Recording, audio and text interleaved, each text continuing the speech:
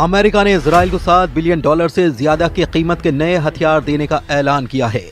President Trump ने Israel को 3000 Hellfire मिसाइलें जल्द से जल्द भेजने का आदेश दिया है।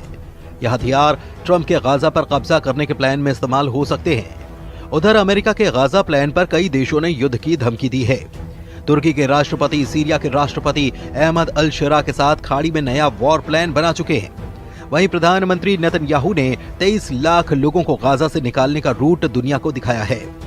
ट्रंप के फैसले शॉकिंग होते हैं, दुश्मनों से 100 कदम आगे के होते हैं। जब सब कुछ सही लगने लगता है तब सुपर पावर असली रंग में आता है।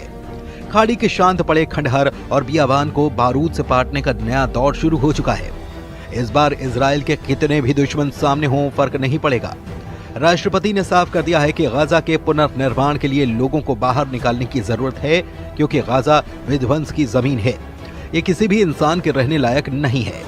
सुपर पावर अमेरिका इजराइल को अब तक का सबसे बड़े विनाशकारी हथियारों की सप्लाई करने जा रहा है। नेतन्याहू को ट्रंप की तरफ से $7.4 बिलियन कीमती विनाशकारी गोला बारूद की खेप मिलनी फाइनल हो चुकी है। इजराइल को अमेरिका $6.75 बिलियन की गोला बारूद से अजेय बनाने जा रहा है, जिसमें 166 छोटे बम, हजारों गाइडेड किट, 3000 हेलफायर मिसाइलें भी शामिल हैं। बताया गया है कि इजराइल को मिसाइलों की डिलीवरी जल्द से जल्द मिलेगी। गाजा युद्ध, लेबनान युद्ध, यमन फ्रंट और सीरिया में जब थोड़ी सी शांति आई है, तब अमेरिका इजराइल को इतने हथियारों से लैस क्यों करने जा रहा है? क्या ट्रंप के दिमाग में इजराइल के लिए कुछ विस्फोटक रणनीति तैयार है? आखिर इजराइल अब भी हमास के सफाई की जिद पर क्यों अड़ा है?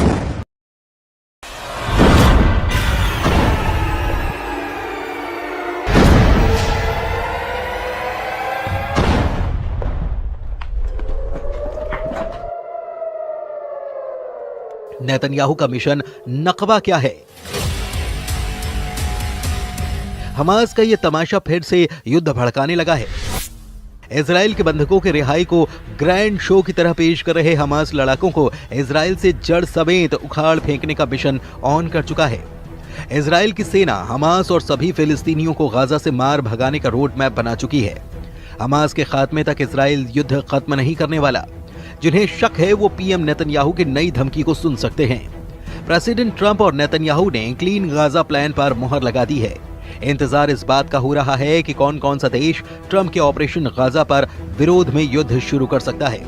फिलहाल जिन देशों ने ट्रंप और नेतन्याहू को वार्निंग दी है, उनके नाम भी जान लीजिए।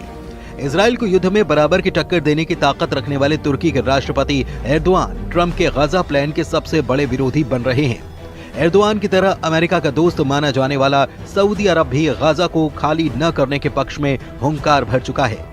ट्रंप के गाजा प्लान पर जॉर्डन ने नाराजगी जताते हुए इस प्रस्ताव को सिरे से खारिज कर दिया है। मिस्र के राष्ट्रपति अब्दुल फतेह अल सीसी ने कहा कि ट्रंप की योजना अंतर्राष्ट्रीय कानून का एक गंभीर उल्लंघन है। वेस्ट बैंक की सत्ता पर काबिज फिलिस्तीनी अथॉरिटी के नेता महमूद अब्बास ने भी गाजा के लोगों को विस्थापित करने की किसी भी परियोजना की निंदा की है।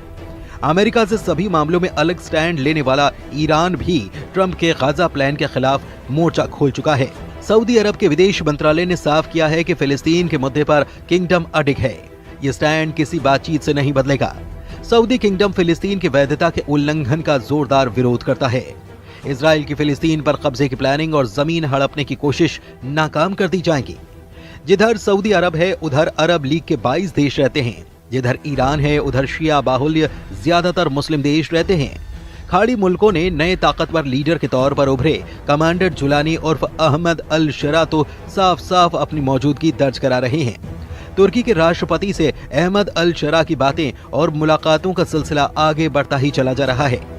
मतलब ये कि गाजा युद्ध की जिस चिंगारी को ट्रंप ने भड़काया है, वो अगर बारूदी बवंडर में तब्दील हुई तो इजराइल के खिलाफ कम से कम 52 देशों की सेना युद्ध में सामने हो जाएगी। ऐसे में सवाल है कि क्या भारी विरोध के बाद ट्रंप बैकफुट पर जा सकते हैं? क्या नेतन्याहू गाजा पर रुख पलट सकते हैं? फिलहाल तो इसके कोई आसार नहीं नजर आते। इजराइल ने ट्रंप की घोषणा के बाद गाजा के सफाई का ड्राफ्ट भी बना लिया है। इजराइल डिफेंस फोर्स ने गाजा खाली कराने का पूरा रूट नेतन्याहू को दिखा दिया है। इजराइल के एक अधिकारी के मुताबिक डोनाल्ड ट्रंप के प्रस्ताव के बाद एक एक्शन प्लान भी तैयार करने का आदेश दिया गया है। और इसके तहत गाजा में रहने वाले लोगों को बाहर निकालने और किसी दूसरी जगह पर भेजने के लिए एक प्लान बनाया जा रहा है। इस दौरान गाजा का पुनर्निर्माण किया जाएगा। हालांकि इजरायली अधिकारी ने फिलहाल ये साफ नहीं किया कि अगर गाजा से लोगों को बाहर निकाला जाता है तो फिर उन्हें कहां भेजा जाएगा। लेकिन जो बातें पता चली हैं उससे कुछ रूट की जानकारी के संकेत मिल रहे हैं।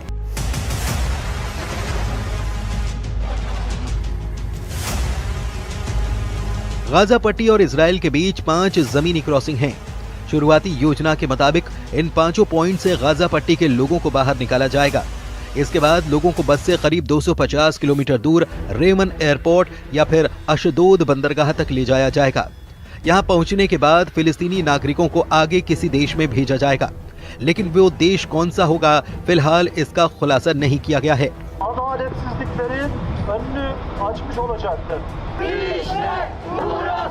प्रेसिडेंट ट्रंप ने जिन देशों के नाम बताए थे उन्होंने इस पूरे प्लान को गाजा के लिए खौफनाक बता दिया है, यानी कि मिस्र और जॉर्डन गाजा के एक भी आदमी को अपनी जगह नहीं देने वाले। अरब मीडिया में जॉर्डन के विदेश मंत्री की धमकी की जानकारी दी गई है, जिसमें उन्होंने कहा कि अगर जॉर्डन में फिलिस्तीनियों को जबरन विस्थापित करने की कोशिश की गई तो जॉर्डन पूरी ताकत से सामना करेगा। ये जॉर्डन के लिए युद्ध की घोषणा है और हम इसका जवाब देंगे। मतलब जॉर्डन इजराइल से जंग के लिए तैयार है। उधर तुर्की में ट्रंप के गाजा प्लान पर युद्ध का माहौल बनाया जा रहा है। वहीं इस्तांबुल से आई इन तस्वीरों ने नेतन्याहू की टेंशन बढ़ा दी है, जहां बर्फबारी के बीच अमेरिका के दूतावास के बाहर ट्रंप का जमकर विरोध किया गया।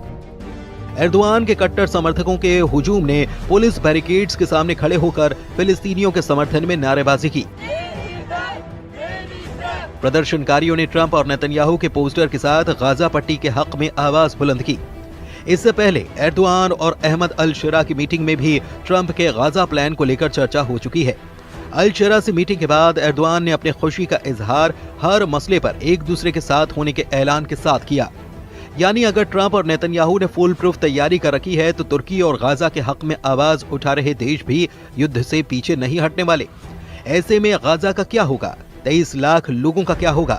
क्या गाजा फिर से 1948 का नकबा झेलने जा रहा है? फिलहाल गाजा का हर आदमी अपने घर से बाहर है, अपने ही इलाके में शरणार्थी है। गाजा की 23 लाख की आबादी में से 90% लोग विस्थापित हैं। कौन किस हाल में रह रहा है ये तस्वीरें बखूबी बयां कर रही हैं। खान यूनिस के इलाके में हजारों लोग अस्थायी टेंट में रहने के लिए मजबूर हैं। तेज हवाएं और बारिश इन तंबुओं को उखाड़ती हैं, नुकसान पहुंचाती हैं, लेकिन लोग फिर जैसे तैसे मरम्मत करके उन्हीं में रहने के लिए मजबूर हैं। कई बार लोग रात भर नहीं सो पाते। युद्ध विराम के बाद भी बमबारी यहाँ बंद नहीं हुई। भूखमरी और मौसम की मार ने गाजा को मृत्यु लोक में तब्दील कर दिया है। फिर भी लोग अपनी जमीन से बेदखल होने के लिए तैयार नहीं हैं। 77 बरस पहले जैसी तबाही गाजा ने झेली, सब कुछ वैसा ही फिर से होने का खौफ यहाँ पर पसरा हुआ है। अमेरिका का गाजा में बढ़ता दखल कई खाड़ी मुल्कों की तबाही का सबब भी बन सकता है। इजराइल के लिए हर लिहाज से अब माहौल मन मुताबिक है। ट्रंप से व्हाइट हाउस में मीटिंग के बाद नेतन्याहू पूरी तरह कॉन्फिडेंस में लौट आए हैं। अमेरिका से लौटने के बाद नेतन्याहू ट्रंप के प्लान पर जल्द से जल्द अमल करना चाहते हैं। अब जब उन्हें 10 साल तक युद्ध लड़ने के हथियार मिल रहे हैं तो नेतन्याहू किसी के आगे आखिर झुके भी क्यों? लेकिन तुर्की इस पूरे समीकरण को बिगाड़ने का मादा रखता है। एर्दोआन आर्मी के पास दुनिया के सबसे घातक फाइटर ड्रोन हैं, रूस से मिले एयर डिफेंस सिस्टम हैं और तो और अमेरिका के दिए 100 एटम बम भी तुर्की के पास हैं। तुर्की के पास खाड़ी मुल्कों का नया जंगबाज कमांडर जुलानी भी है। तुर्की ने इजराइल के खिलाफ युद्ध शुरू किया तो फिर अमेरिका को भी खाड़ी में सेना उतारनी पड़ जाएगी और फिर ऐसा बारूदी घमासान होगा जिसका खात्मा परमाणु धमाके के बाद ही मुमकिन हो सकता है।